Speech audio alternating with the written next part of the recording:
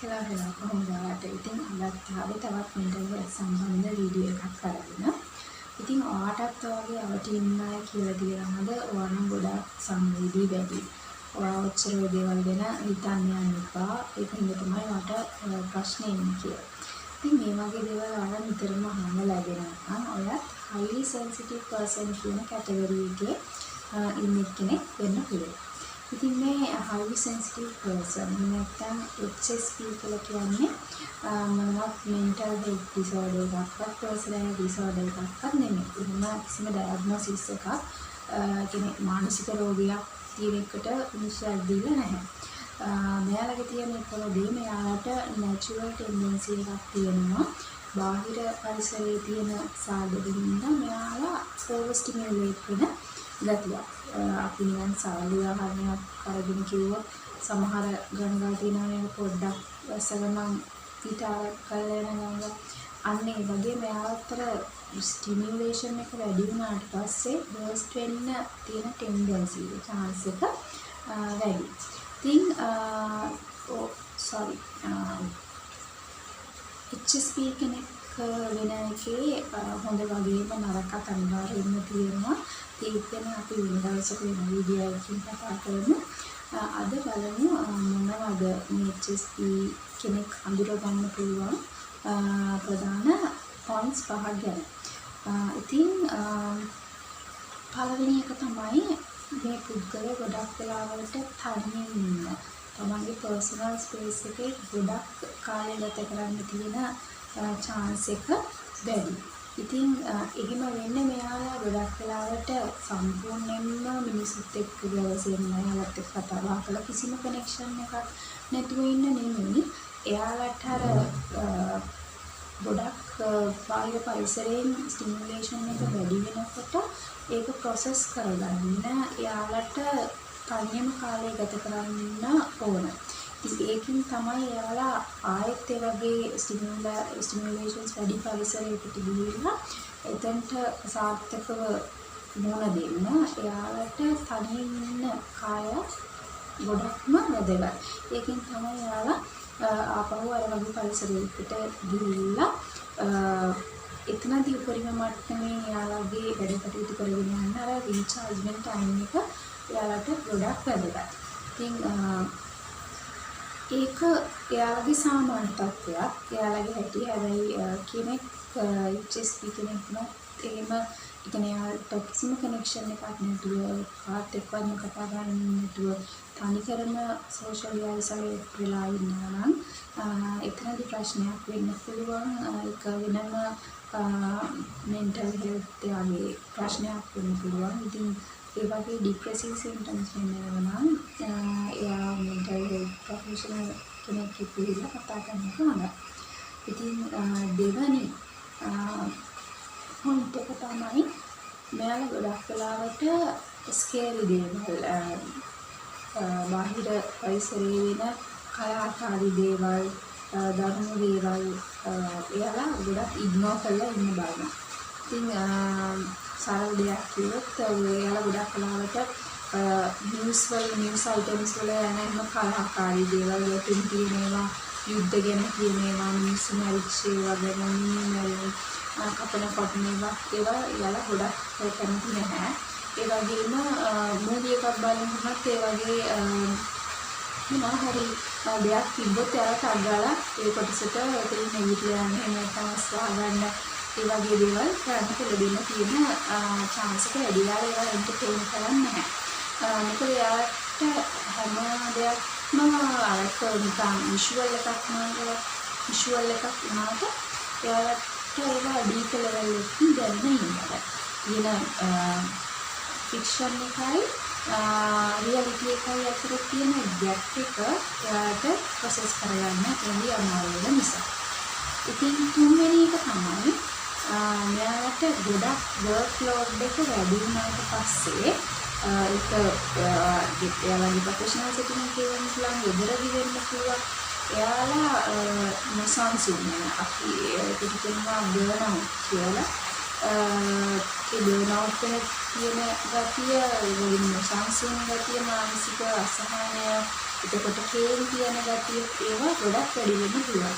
මොකද මෙයාලා සමහර අය ඉන්නවනේ ඔෆිස් එකේ නම් වැඩ ගොඩක් ඊට පස්සේ එයා ඒක හිතනවා ප්‍රශ්නයක් නෑ, මම විතරක් නෙමෙයි ඉන්නේ, මට පුළුවන් විදිහට මම මේ වැඩ ඉවර කරනවා. අනිත් පැත්තට ඒක මොනවා හරි කියන රසෙම බලයි කියලා එයාලා මෙන් ඒක චිල් එකේ ඒ වැඩ ටික හරි කරනවා. ඉතින් මෙයාලා ඊට විරුද්ධව එයාලා කිසිම කන්නේ ආලම්මට වැඩ 10ක් දුන්නොත් ඒ පළවෙනි එකට එයා 100%ක් නෙමෙයි 200%ක්ම එයා ඒකට ඉන්නවා.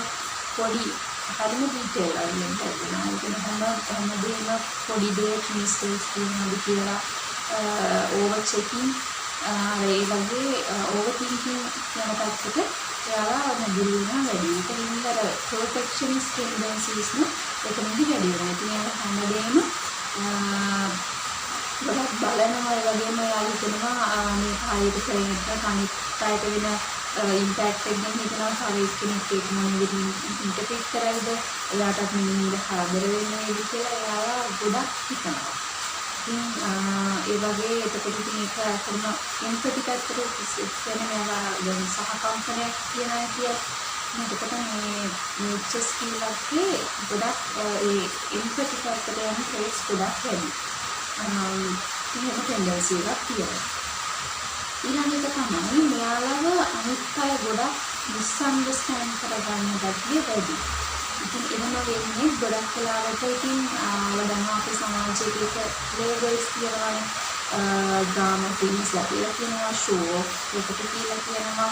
අර ඒ වගේම ලේබල්ස් නැත්නම් ටැග්ස් මෙයාලට අරගෙන කියන ගැතිය වැඩි. මොකද මෙයාලා සමහර වෙලාවට මෙයාලට තියෙන ඕවර් ස්ටිමුලේට් වුණාට පස්සේ ඒවා මෙයාලගේ චර්යාවෙන් පෙන්වන විදිහ අනිත් අයට අමුතු වෙන්න පුළුවන්.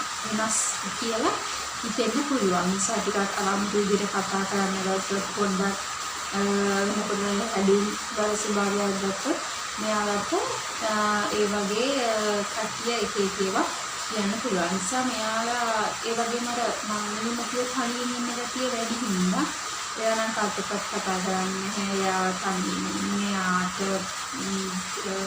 එයා අමුතුයි කියලා ගොඩක් වෙලාවට කියන්න පුළුවන්. ඉතින් ඇත්තටම ඒකට එයාට කාටවත් එහෙම මේ කියන කාටවත් නොසලකා හරින්න ඇත්තටම මොනවාක් කිව්වද නැහැ. හැබැයි එයාලට අර අනිත් අයට තියෙන එක්ස්පීරියන්සස් දැනෙන ගතිය වැඩි. ඉතින් ඒ හින්දා තමයි එයාට අර ටයිම් එක ඕනේ. ඉතින් ඒ හින්දා එයාට දැනෙන්න පුළුවන් මම කොහෙදවත් පික් වෙන්නේ නැහැ. මම මේ සෙටින් එකට මේ සමාජයට නැත්නම් මේ ඔෆිස් එකට මේ ක්ලාස් එකට ගලපෙන්නේ කියලා එකක් එයා තුළ ඇති වෙන්න පුළුවන්. මොකද අපේ සමාජයේ හැමතිස්සෙම විශේෂම වර්ක් සෙටින්ස් වල ගොඩක් ඕවර්වර්ක් කරන මාල්ටි ටාස්කින් කරන එක තමයි ඒකටම නෝන් එක වෙලා තියෙන්නේ. ඒක ගොඩක් අගය කරනවා. ඒ හින්දා මෙයාලට ඊට වඩා totally different විදිහට මේක එක්ස්පීරියන්ස් වෙන හින්දා මෙයාලා ගොඩක් වෙලාවට මිස්අන්ඩර්ස්ටෑන්ඩ් වෙන තියෙන ගැතිය වැඩි. ඉතින් අවසාන එක තමයි මෙයාලා ගොඩක් වෙලාවට dim lights කියන තැන් වලට තමයි කැමති. ඉතින් ඊටම HSP සමහර කරනකොට මෙයාලා sensory processing disorders කියලා කියනවා. ඒ වලට නැඹුරු වෙන්න තියෙන ගැතිය වැඩි. ඒ කියන්නේ එයාලට අපි disorders කියලා ඒවට එහෙම categorize කරාට ඒක එහෙම ගාමිණී තත්ත්වයක් නෙමෙයි. ඒකේ සාරය කියන්නේ එයාට beautiful loud noises අහන් ඉන්න බෑ. ඊට පස්සේ සමහර වෙලාවට ඒක ළමයි අඬනවා, ළමයි කෑ ගහනවා. ඒ වගේ නැත්නම් ගොඩාක් bright environments එහෙම එයාට ඒක දරා ගන්න අමාරුයි. ගොඩාක් lights තියෙන තැන්වලදී ඉන්නකොට එයාලට ඒක මානසික විරසක් නොසන්සුන්තාවයක් ඇති කරන්න පුළුවන්. මේකින්ද එයාලා සමහර වෙලාවට ඒකෙන් පීඩා විඳින්න පුළුවන්. ඒ වගේම වර්ක් සෙටින් එකේ වුණත් එයාලට ගොඩක් lights එක තිබ්බොත් එයාලට ඒක අඩු කරන්න පුළුවන් විදිහට දාන්න පුළුවන් සන්ග්ලාසස් ඒ වගේ දේවල් පළදින්න තියෙන chance එක වැඩි. ඉතින් ඔයා නිකන් අලුතෙන් මොනවාහරි යමක් ඉගෙන ගත්තාද ඔයාට මේ ලක්ෂණ තියෙනවාද? ඔයාගෙන තිබ්බින්ද ඔයාට තේරුම් ගන්න බැරි ගතිය එහෙම නැත්නම් නිතරම අනිත් අයත් එක්ක සංසන්දනය කරන ගතියක් මානසික සංසිඳතාවයක් ඇති වෙලා තියෙනවා.